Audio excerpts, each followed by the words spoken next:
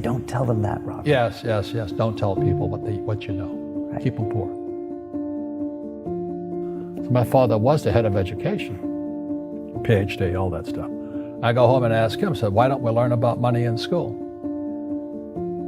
And he looked at me and says, because the government doesn't let us teach that subject. The government tells us what we can teach and what we can't teach. And I thought that was strange. And I said, but aren't we going to school to learn about money? He says, no, your job is to get a job.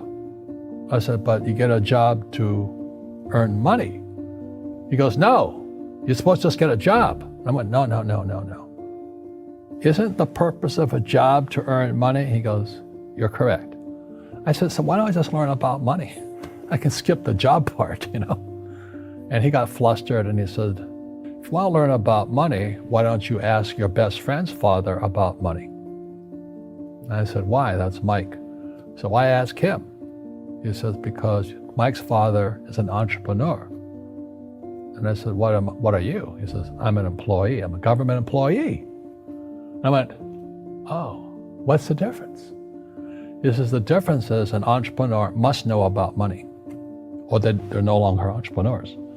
And he says an employee doesn't have to know anything about money, because the government will take care of them, the company will take care of them. So I'm all confused. But I took my dad's advice and I trundled over to Mike's father's office and knocked on his door and I said, hey, I'm here, 9 years old. Teach me about money. He says, beat it, kid, you know. But that's where the story of Rich Dad, Poor Dad started. And finally, through persistence, my rich dad started teaching me about money on one condition. And that condition was he would never pay me. He says, the moment I pay you, you think like an employee. He says, that's the trap. Entrepreneurs work for free. And now I'm 9 years old, my head's going cracking in half. He says, you never want a paycheck. You understand that, kid? I said, okay, I got it. And he says, well, how do I make money? He says, that's what entrepreneurs figure out. He was like, so how do I learn about money? So he would just break out a Monopoly game board. So I would work for free. I'd pick up cigarette butts, and he had hotels and restaurants, and I would clean and do menial tasks. And as I got older, I started getting into office work and marketing and accounting, and I was an apprentice basically, but I always worked for free. And he would teach me about money, but the way he taught me about money was playing Monopoly. And finally one day I got upset. I said, well, when are you going to teach me about money? He says, what do you think we're doing?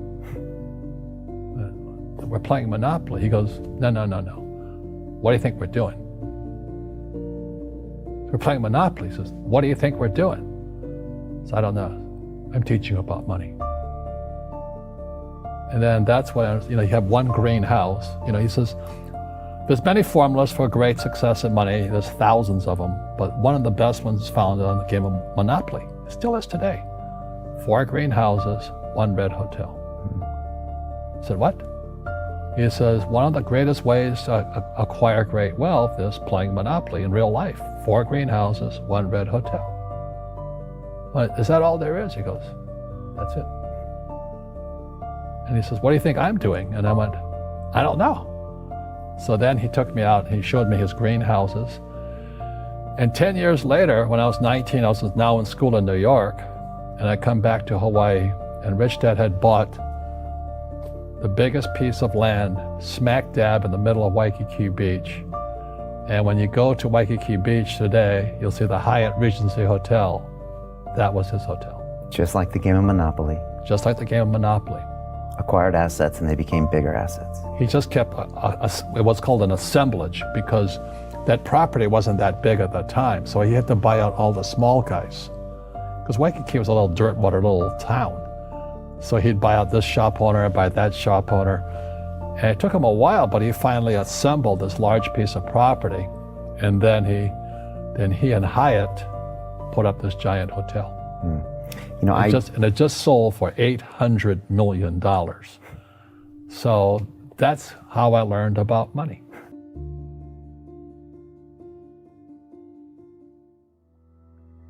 I've had financial crashes. I've had people stab me in the back, but they're all good because I grow from it. That's spirituality. Right. People who are afraid of making mistakes, like they teach in school, they don't ever grow.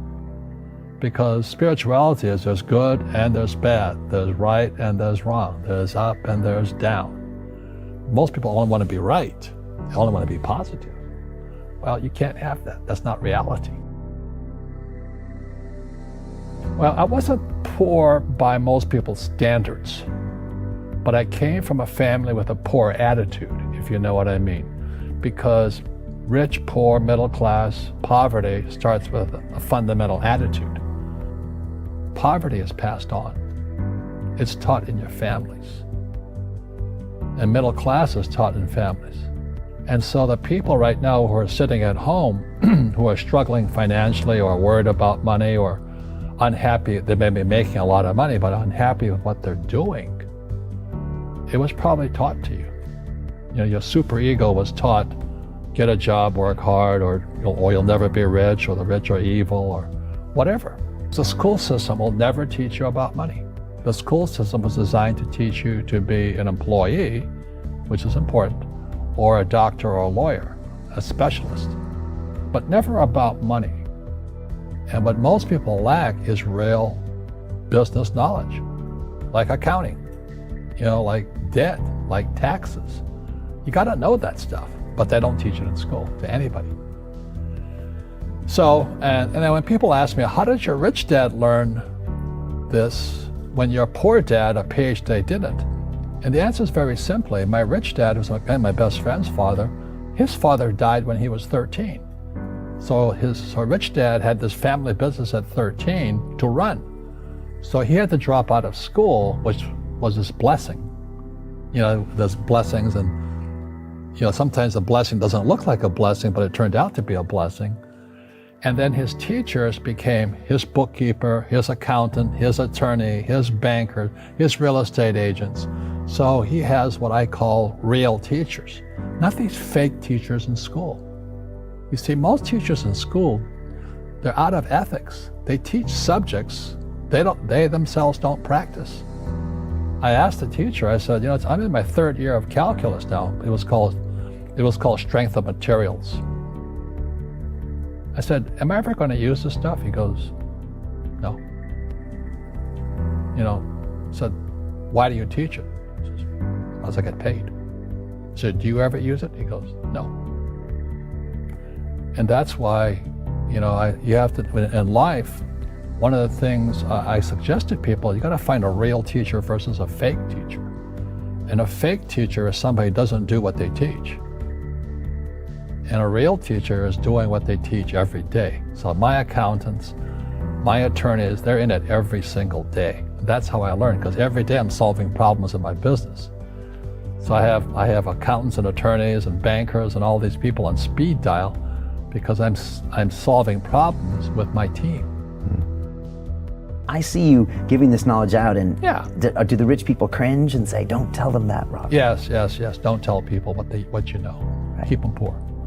But, unfortunately, the poor, as was in the Bible, I'm not real religious, the poor will always be amongst us because it starts up here. Right, it's that fear mentality. It's in their words, and the words become flesh. Again, I'm not really religious. I flunked out of Sunday school also. But when they say I can't afford it or I can't do that, they go down. They become what they say. My PhD dad, he says, what do you think I am, made of money? I can't afford that. And my rich dad would say, that's why he's poor. Poor people say, I can't afford it, I can't do that, I don't have time. Because this is an escape. It's an escape, you know what I mean? It's easy to say, I can't afford it. And your rich dad used to say what instead of, I can't afford it? How can I afford it? How can I do that? What would it take, or why should I do that? He says that a question opens the mind, a statement closes the mind. See, when you say, I can't afford it, your mind shuts down, and you become what you say. Rugby is a team sport, but so is soccer. The rules are different. And other people are golfers. They play by themselves. And so everybody's different. So my game financially is business, number one. Second is real estate. So what I say to young people is, you find your game.